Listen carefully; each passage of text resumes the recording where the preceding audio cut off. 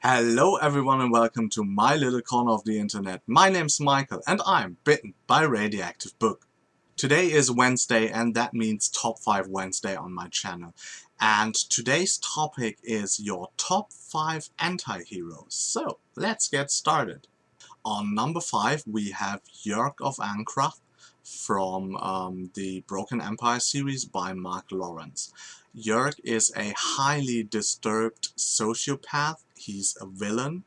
Um, he witnessed the death and rape of his mother and brother when he was like 9 years old, and now he's kind of on a revenge spree. So this is, as I said, the story of a villain in becoming, and a totally different approach to the usual trope of the coming of age story. And Jörg is a very ambiguous character, so there will be redeeming qualities for him throughout the series that makes the yeah, makes you root for the character, but yeah, overall you are very partial about him when you read it. But that is, yeah, a really unique experience, and therefore he's my number 5 pick.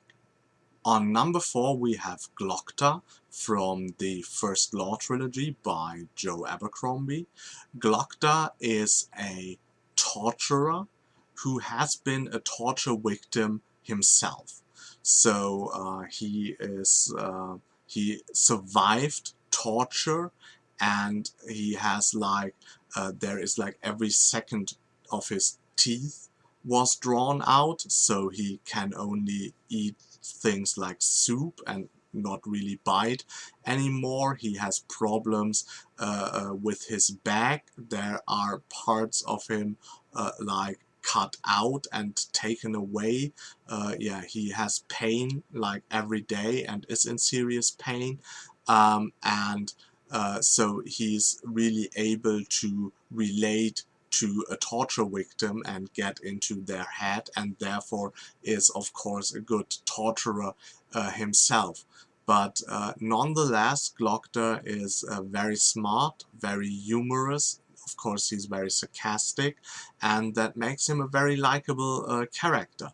And in his heart, he has good elements. He's not completely good, but he has good elements, and yeah. So Glockta is my number 4. Number 3 is the one that is often called the first anti-hero in fantasy. It's Elric from Elric of Manny by Michael Moorcock. Elric is kind of a, you could say maybe like a dark elf. That is the direction the race goes in, and yeah, Elric is very sickly, and he finds that sword, Stormbringer, and Stormbringer is able to, yeah, suck the souls out of its victims and therefore give Elric strength. So in order to survive and to bear his illness, he has to kill constantly, and that is a very interesting concept. And Elric is also thrown into the conflict between order and chaos, so there is no real good or evil in his world. That is very intriguing as well. And yeah, overall Elric, my number 3 pick. My number 2 pick comes from my number 2 favorite series of all time, from A Song of Ice and Fire, and it is Jaime Lannister. Jaime Lannister is one of my favorite characters, like overall of all time, because George R. Martin does like a very interesting thing with him. Because in like the first 2 books we see him clearly as a villain, and we see his actions from the outside, from characters that are opposed to him. And when we then finally start from the 3rd book on to see his POV from the inside, that character gradually like turns around, and we see how he his kind of decision making and how he tries to be another man or a better man himself. And I've never seen a character that much turned around for me in a book, to go from completely loathing to completely loving.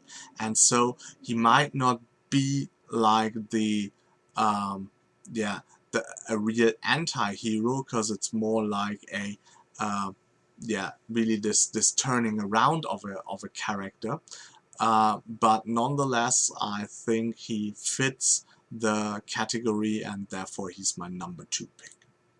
And if you know me, you know what's coming up next. You maybe won't guess the character, but you will be pretty sure that I'm going to pick a character from the Malazan book of the Fallen, my favorite series of all time.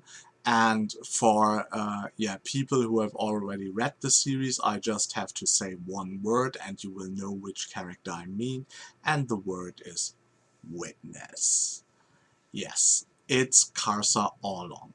Casa All Along is actually a character I have a huge deal of problems with, and that I hate and despise really, really a lot. Casa All Along is from the race of the Tablor. He's kind of like a giant, and his sole purpose just seems to be, in the beginning, to rid the world of humans, because he doesn't like them, to pile glory upon glory, and therefore he tells everyone that sees one of his deeds to witness what he does. So witness is kind of his key word that he says and uses a lot.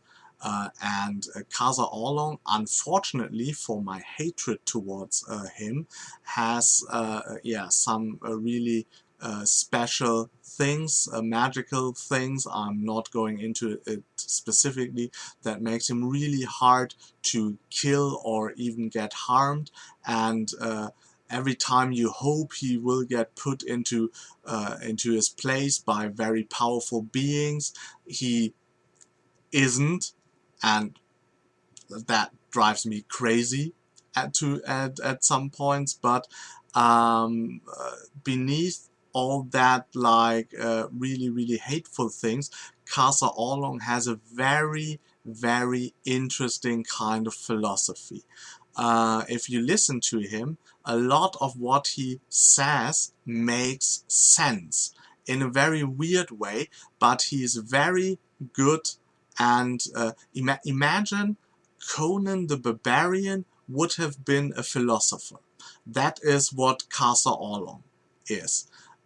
His philosophy is as brutal and as honest and as straightforward as it comes, but it makes sense for him and his characters, and that makes him a very intriguing character, and therefore, although I despise him so much, he's like my favorite anti-hero. So, these are my top 5 favorite anti-heroes. I hope you enjoyed this video. If you did, please hit the like button. If you want to see more of me, subscribe to my channel. If you want to know what's coming up on my channel, please look inside the description box. There's a little segment there called On the Horizon. I wish you a good day and hope you get bitten by a really good book too. Bye.